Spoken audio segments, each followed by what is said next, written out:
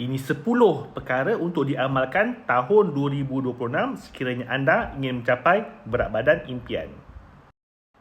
Nombor 1, amalkan setiap hidangan makanan yang bernutrisi.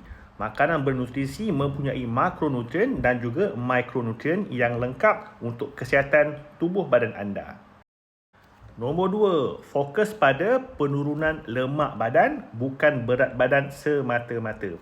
Ingat, jika anda hanya turun berat badan tetapi anda kehilangan jisim otot, maka itu adalah penurunan yang tidak sihat.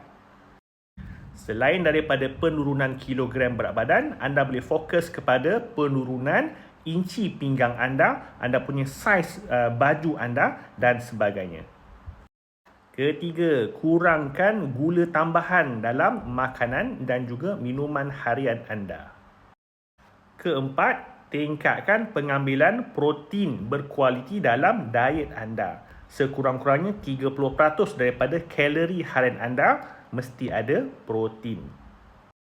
Nombor 5, lebihkan makanan antioksida daripada buah-buahan, sayur-sayuran dan juga kekacang. Nombor 6, kurangkan makanan ultra proses dan juga makanan segera. Nombor 7, amalkan mindful eating. Sentiasa sedar apa yang anda makan dari segi kuantiti. Kunyah perlahan-lahan, enjoy makanan anda supaya makanan itu lebih hadam dan anda lebih kenyang lebih lama. Nombor 8, amalkan minum air kosong sekurang-kurangnya 2 liter ataupun 8 gelas sehari. Kurangkan minuman manis, lebihkan minuman air kosong. Nombor 9, pilih makanan yang mempunyai lemak sihat, iaitu lemak tidak tepu ataupun lemak omega 3 dan kurangkan lemak trans dan juga lemak tepu.